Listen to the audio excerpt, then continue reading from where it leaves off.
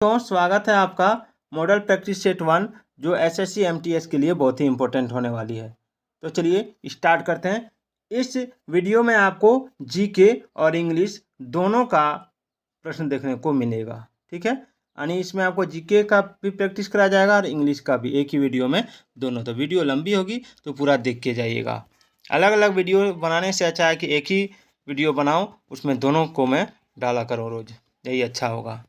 क्योंकि अब मैं अपने चैनल पर जेटेट का भी तैयारी स्टार्ट करवा चुका हूं, तो उसके साथ साथ उसको भी देखना पड़ रहा है।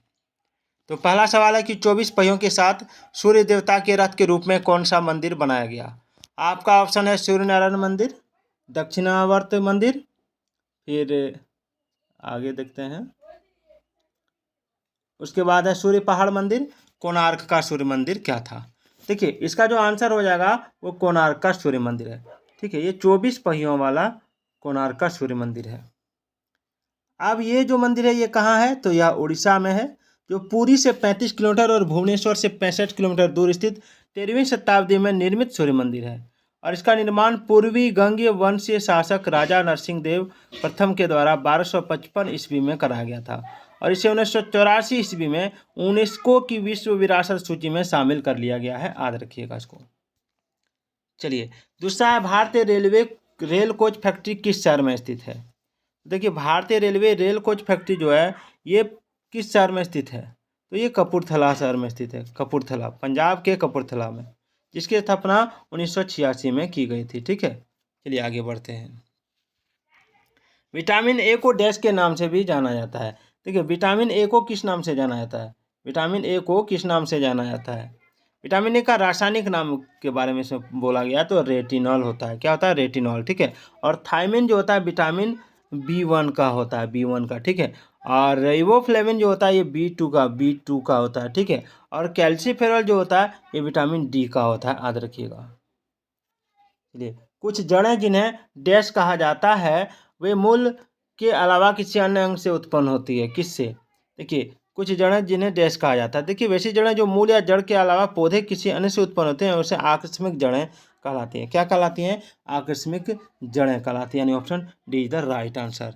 चलिए आगे बढ़ते हैं। मकड़ियाँ प्राणी वर्गीकरण के किस वर्ग में आती है। मकड़ियाँ, देखिए मकड़ियाँ जो है ना, मकड़ियाँ आपका आता है हवा ग्रहण करने वाली ऑर्थोपोडस हैं, जिन्हें 8 टांगों के अलावा दंत होते हैं, जिनके जरिए विश्व भ्रमण करते हैं। तो इसको क्या कहेंगे, इसको कहेंगे हम लोग एर्केनिड्स। क्या कहेंगे, एर्केनिड्स, ठीक है। चलिए निम्नलिखित तत्वों में से किसका गलनांक सबसे कम है, किसका गलनांक सबसे कम है। तो देखिए सबसे कम जो गलनांक है वो आपका इसमें किसका है, तो इसमें जो हो जाएगा वो हो जाएगा आपका ऑप्शन ए, ब्रोमीन का, ठीक है। जो प्रश्न दिया है उसमें रासायनिक तत्वों में से ब्रोमीन का गलनांक न्यूनतम -7.2 डिग्री सेल्सियस है, ठीक है। -7.2 डिग्री सेल्सियस होता है और यह कमरे के तापक्रम पर तरल होता है, याद रखिएगा। और याद रखिए कि इसमें जो जिंक है, ठीक है, जिंक का गलनांक होता है आपका 40.5 डिग्री सेल्सियस, ठीक है। और इसमें कैल्शियम का गलनांक जो होता है, कैल्शियम का वो होता है 842 डिग्री सेल्सियस, ठीक है। और लेड का गलनांक होता है 327 डिग्री सेल्सियस, 327.5 डिग्री सेल्सियस, ठीक है, याद रखिएगा। इथेन गैस का स्वाद थोड़ा डैश होता है। देखिए इथेन गैस का जो होता है, इथेन कार्बनिक यौगिक है, इसका सूत्र होता है C2H6, ठीक है, याद रखिएगा। और यह कमरे के तापक्रम पर गैस अवस्था में होता है और यह रंगहीन एवं गंधहीन, किंतु यह हल्के मिठास युक्त स्वाद वाली है, हल्का मीठा युक्त, ठीक है। कंप्यूटर विज्ञान में रोम का विस्तारित रूप क्या है, रोम, ROM का। देखिए कंप्यूटर विज्ञान में रोम का विस्तारित रूप होता है read only memory, read only memory, याद रखिएगा। निम्नलिखित में से कौन सा केरल का लोक नृत्य नहीं है, केरल का। देखिए केरल का लोक नृत्य बोला गया है, देखिए इसमें जो है ना चपेली जो है केरल का लोक नृत्य नहीं है, यह उत्तराखंड एवं उत्तर प्रदेश में प्रचलित एक लोकप्रिय नृत्य है, याद रखिए। और कथकली, थुलाल, कायाकोटकली ये सब जो है ये आपका केरल का लोक नृत्य है। चलिए आगे बढ़ते हैं। नॉकडाउन और नॉकआउट किस खेल से जुड़े हुए शब्द हैं। देखिए बॉक्सिंग में नॉकडाउन और नॉकआउट शब्द का प्रयोग होता है बॉक्सिंग में, ठीक है। डैश वह वस्तु है जिसकी मात्रा की मांग उस समय कम हो जाती है जब उपभोक्ता आय बढ़ जाती है। कौन सी वस्तु? तो इसमें जो हो जाएगा निम्न कोटि की वस्तु। निम्न कोटि की वस्तु वह वस्तु है जिसकी मात्रा की मांग उस समय कम हो जाती है जब उपभोक्ता की मांग बढ़ जाती है। इसको याद रखिएगा। चलिए अगला सवाल है, जरा खिड़की खोल लेते हैं, बहुत गर्मी है, पंखे की आवाज आने लगेगी, पंखा चालू करेंगे तो। चलिए अगला सवाल, निम्नलिखित में से कौन सी प्रक्रिया वर्षा होने के लिए जिम्मेदार है? देखिए वर्षा तभी होती है जब पृथ्वी पर स्थित जल स्रोतों के वाष्पीकरण और उसके बाद ऐसे जलवाष्प के संघनन का परिणाम होता है, ठीक है। वाष्पीकरण और संघनन हो जाएगा, option be the right answer. चलिए आगे बढ़ते हैं। चलिए अगला है, मानस राष्ट्रीय उद्यान किस राज्य में है? मानस राष्ट्रीय उद्यान बड़ा ही इंपॉर्टेंट सवाल इसमें है। मानस राष्ट्रीय उद्यान किस राज्य में है? तो ये आपका असम में है, ठीक है। मानस राष्ट्रीय उद्यान या मानस वन्य जीव अभ्यारण्य असम में हिमालय की तलहटी में अवस्थित देश का प्रसिद्ध राष्ट्रीय उद्यान है। इसे यूनेस्को की प्राकृतिक विरासत स्थलों की सूची में शामिल किया गया है और यह project tiger reserve, project elephant reserve और बायोस्फीयर रिजर्व के रूप में भी चिन्हित है, याद रखिएगा। नेक्स्ट सवाल है आपका कि यूनिसेफ जो है, यूनिसेफ की स्थापना किस वर्ष हुई थी? 1946, 1949, 1945 या 1948? यहाँ पर 1948 से क्या होगा?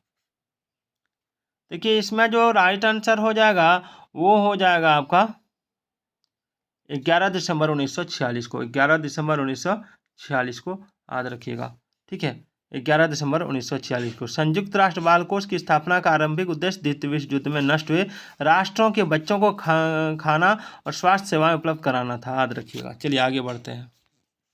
संगमरमर डैश की एक आयंत्रित चट्टान है। किसकी आयंत्रित चट्टान है? तो देखिए संगमरमर जो है ये लाइमस्टोन का एक आयंत्रित चट्टान होता है, चूने के पत्थर का, ठीक है, याद रखिएगा, चूने के पत्थर का। चंबल नदी के तट पर कौन सा शहर स्थित है? तो चंबल नदी के तट पर जो शहर स्थित है वो है आपका अहमदाबाद, ठीक है। अहमदाबाद, एक मिनट, अहमदाबाद नहीं होगा, कोटा हो जाएगा। क्या हो जाएगा? कोटा।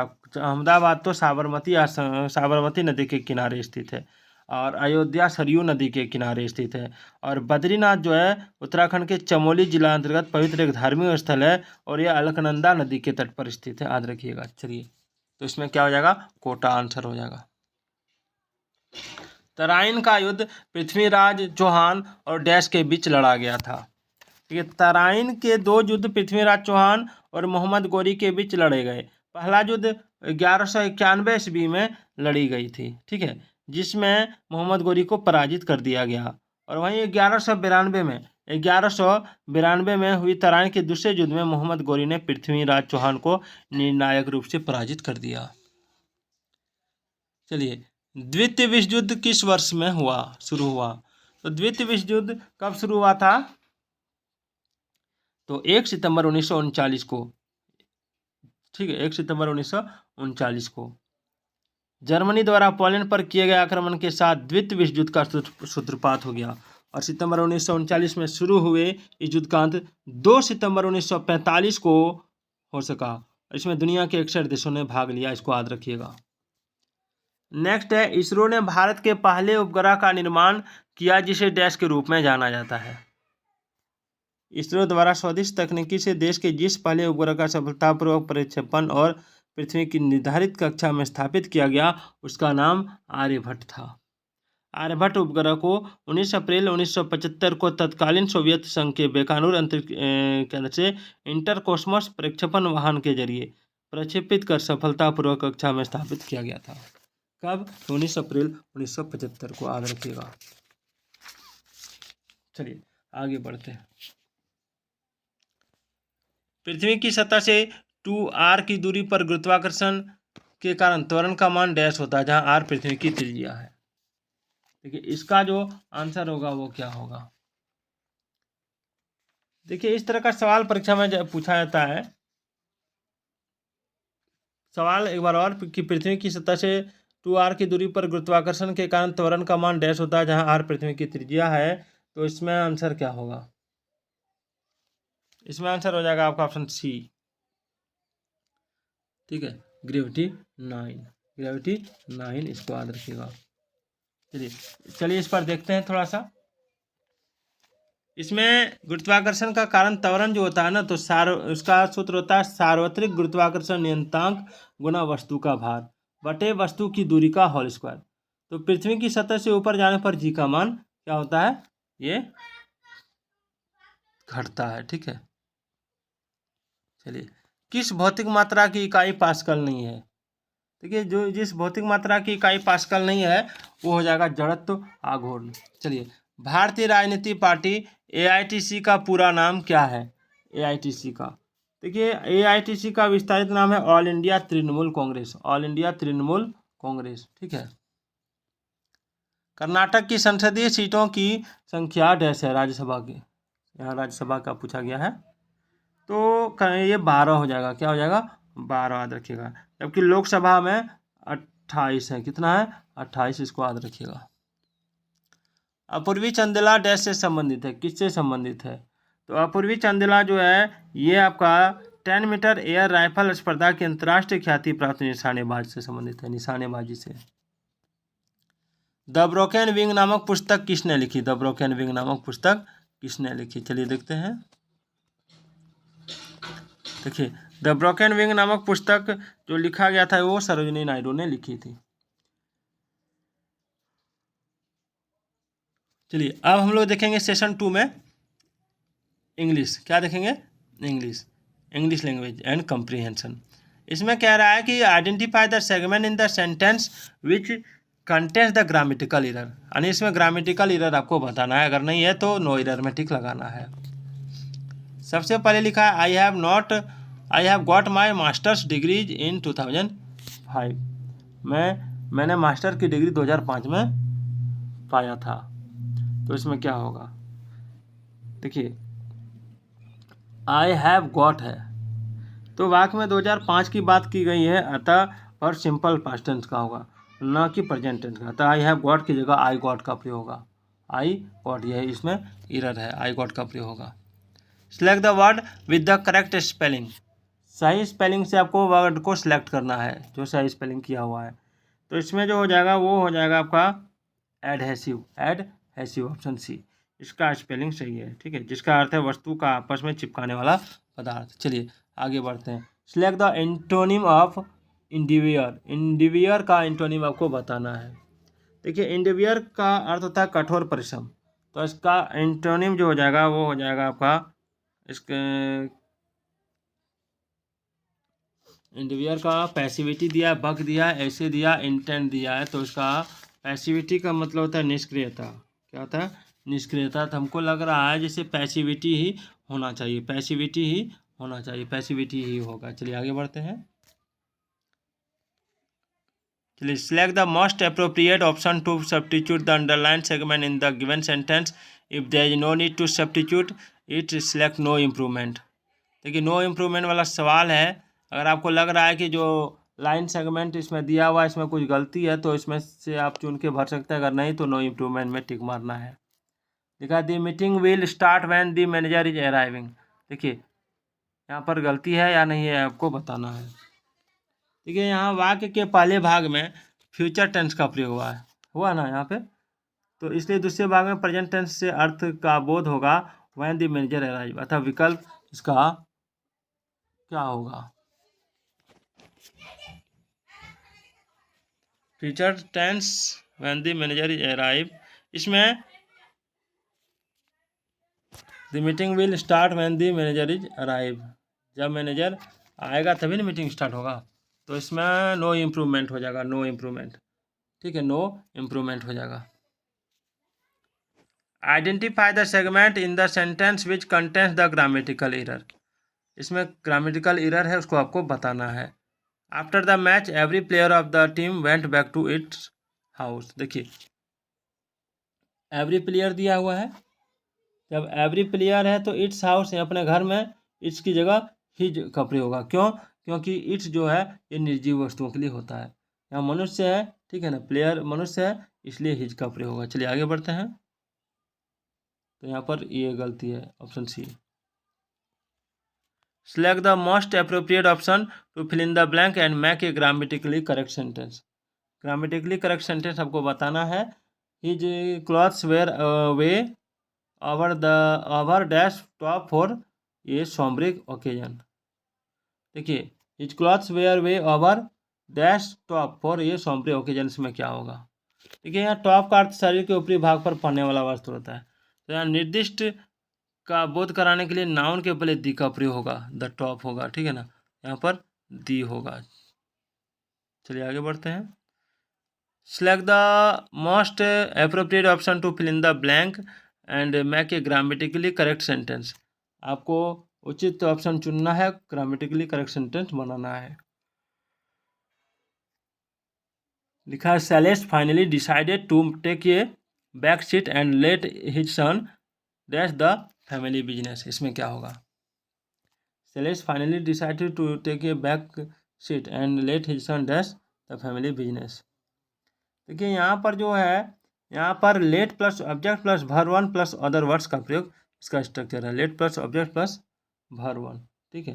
तो यहाँ पर verb 1 है, तो इसमें हिज सन रन हो जाएगा, ऑप्शन डी हो जाएगा इसका राइट आंसर। चलिए, select the synonym of the मौन। मौन का सिनोनिम, मौन मतलब होता है कराहना, विलाप करना। दिए गए विकल्प में जो देखते हैं, विकल्प में क्या है, इसमें दिया टू साय, एक मिनट, हमको MOAN मौन का सिनोनिम बताना है, इसका सिनोनिम। तो to say, to beam, to smirk, to simper, इसमें क्या होगा? देखिए, टू साय का अर्थ होता है आहा भरना, बीम का अर्थ होता है प्रसन्नता से मुस्कुराना, टू स्मिर्क का अर्थ होता है भद्दे या बनावटी ढंग से मुस्कुराना, और टू सिंपर का अर्थ होता है मूर्खतापूर्ण ढंग से मुस्कुराना, सिंपर का, ठीक है। तो टू मौन का यहाँ हो जाएगा to say. In the following question, out of the 4 alternative, select the alternative which is the best substitute of the phrase deserving reward or phrase. देखिए, इसमें क्या कह रहा है कि आपको सब्स्टिट्यूट करना है, वन वर्ड वाला सब्स्टिट्यूशन होता है ना, वन वर्ड सब्स्टिट्यूशन, वही है इसमें। डिजर्विंग रिवॉर्ड और प्रेज का मतलब क्या होगा, ये आपको बताना है। देखिए, इसका होता है मैरिटोरियस, ठीक है। तो मैरिटोरियस का अर्थ है प्रशंसनीय यानी पुरस्कार योग्य, ठीक है। Select the most appropriate option to substitute the underlined segment in the given sentence. If there is no need to substitute it, select no improvement. आपको नो सब्स्टिट्यूशन वाला यानी नो इम्प्रूवमेंट वाला सवाल पूछा गया है, ठीक है। इसमें क्या करना है आपको, अगर इस जगह पर लग रहा है कि इम्प्रूवमेंट का ज़रूरत है तो ऑप्शन दिया हुआ है, सो ऑप्शन से चुन के आपको इम्प्रूवमेंट करना है। अगर इम्प्रूवमेंट नहीं होगा तो नो इम्प्रूवमेंट में टिक मारना है। तो the student asked the teacher if he can come in, इसमें क्या होगा? देखिए, इसमें हो जाएगा वाक्य का भाव जो है पास्ट टेंस में, अतः कैन की जगह कुड का प्रयोग होना चाहिए यहाँ पर, तो कुड कम इन हो जाएगा, could come. Select the most appropriate option to fill in the blank and make a grammatically correct sentence. इसमें ग्रामेटिकली करेक्ट सेंटेंस आपको बनाना है, उचित शब्द चुन के। Mega is attending A teachers dash in London, mega is attending A teachers dash in London. देखिए, इसमें क्या होगा, इसमें हो जाएगा कन्वेंशन सम्मेलन हो जाएगा, टीचर सम्मेलन, ठीक है ना। कॉन्फ्रेंस भी अब रहता तो कॉन्फ्रेंस भी दे सकते थे। Identify the segment in the sentence which contains the grammatically error.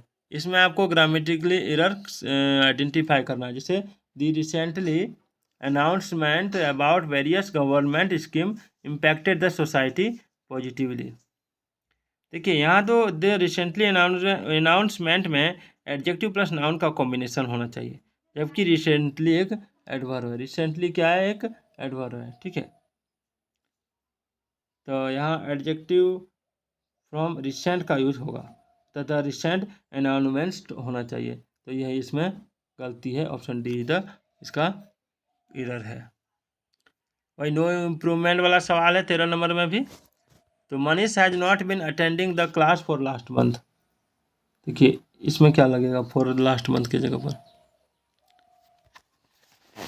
देखिए फॉर लास्ट मंथ की जगह सिंस लास्ट मंथ का प्रयोग होना चाहिए, क्योंकि यहाँ हैज बीन का प्रयोग हुआ है। ठीक है, ये आपका प्रेजेंट परफेक्ट कंटिन्यूअस टेंस में दिया हुआ है, याद रखिएगा। तो इसमें हो जाएगा आपका सिंस लास्ट। चलिए आगे बढ़ते हैं।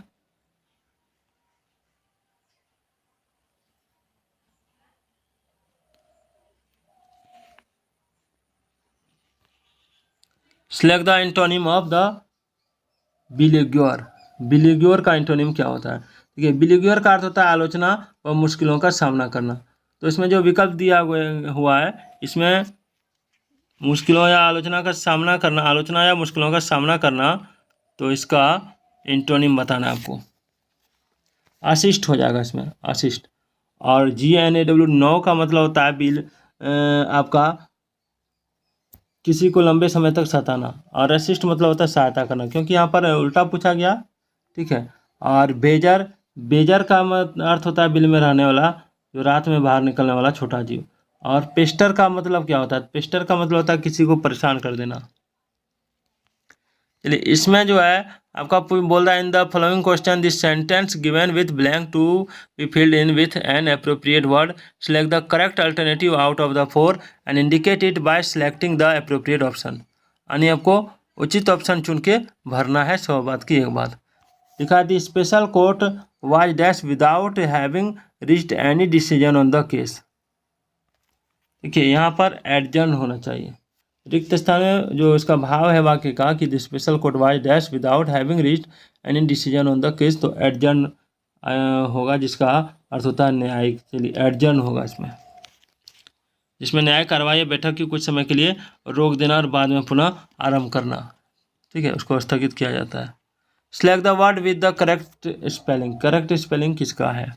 Blotting, terrazzo, gullible, pyroxene. देखिए इसमें सही स्पेलिंग वाला विकल्प है आपका पायरोक्सिन, ये स्पेलिंग सही है।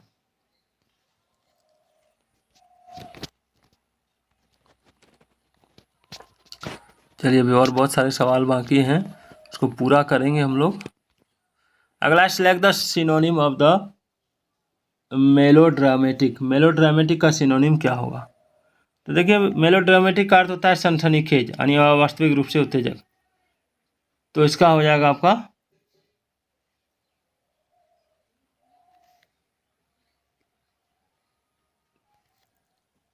Theatrical, theatrical. ठीक है, याद रखिएगा। और ट्रैंक्विल का जो मतलब होता है, उसका मतलब होता है शांत और मौन। और हेल्काइन का मतलब होता है शांतिपूर्ण और आनंदप्रद। और ब्यूकोलिक का मतलब होता है आपका शहीदों, शहरों आदि से दूर, खेत जंगल वाले भूभाग क्षेत्र से संबंधित।